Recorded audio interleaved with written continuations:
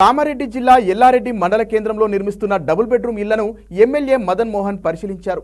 300 double bedroom ఇళ్ల నిర్మాణ పనుల వివరాలను సంబంధిత అధికారులు, కాంట్రాక్టర్లను ఎమ్మెల్యే అడిగి తెలుసుకున్నారు. విద్యుత్, డ్రైనేజీలతో పాటు ఇతర మౌలిక సదుపాయాల పనులను వెంటనే పూర్తి చేయాలని అధికారులను ఆయన ఆదేశించారు. పూర్తి స్థాయిలో ఇళ్ల నిర్మాణాలు పూర్తి చేసేందుకు 40 లక్షల నిధులు అవసరమవుతాయన్నారు అధికారులు. స్పందించిన ఎమ్మెల్యే కలెక్టర్తో మాట్లాడి స్పెషల్ డెవలప్మెంట్ ఫండ్స్ మంజూరీకి కృషి చేస్తారని హామీ ఇచ్చారు. అవకతవకలు చోటు చేసుకోకుండా నిజమైన లబ్ధిదారులకు ఇల్లు పంపిణీ చేయాలని అధికారులకు సూచించారు.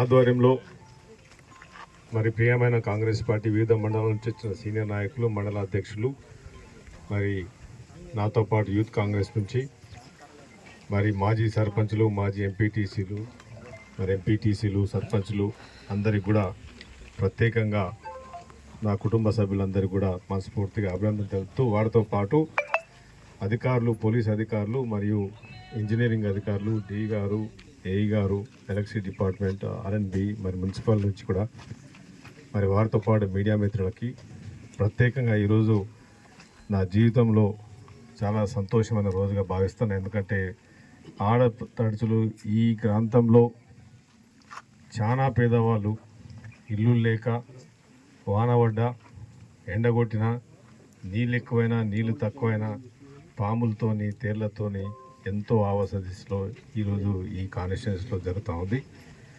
మరి నేను మొదటగా ఎమ్మెల్యే గెలిచినప్పటి నుంచి కూడా నేను పాదయాత్ర చేసినప్పుడు కానీ, గడప గడపకు పోయినప్పుడు కానీ ప్రతి గ్రామంలో ఒక గుండె చప్పుడు విన్నది, ఒక తల్లి చప్పుడు విన్నది, ఆవేదన, ఆత్మఘోష విన్నది కూడా ఇల్లు లేకుండా గుడిసెలలో ఉడుకుంటూ వాన ఎక్కువై తేమతోని పాములు వచ్చి, తేర్లు వచ్చి చచ్చిపోయి అనాథలు అయిపోయినారు. ఎన్నో ఆవేదనలు, ఆర్తనాదాలను నేను విన్నా. ఎందుకంటే చిన్న చిన్న పిల్లలు పాము గుడి తల్లి చచ్చిపోయినారు. ఎందుకంటే ఇల్లు లేక గుడిసెలతో ఉండి. అట్లాంటి పరిస్థితి ఈరోజు ఎల్లారెడ్డి నియోజకవర్గంలో ఉంది.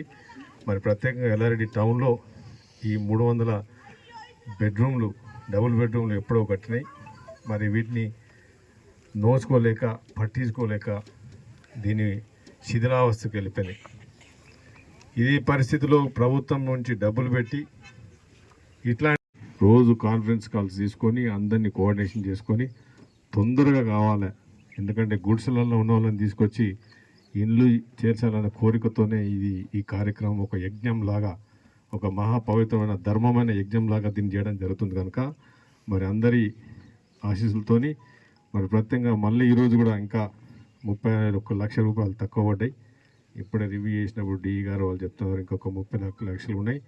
ఏం పర్వాలేదు, ఎన్ని పైసలు అయినా సరే గరీబోన్ గురించి ఏదైనా సరే అప్పన చేస్తా అని చెప్పి 30 లక్షలు ఇప్పుడే ఇస్తా అని చెప్పి కూడా ఇలా సాయంత్రం సంతకం పెడుతున్న 31 లక్షల మీద.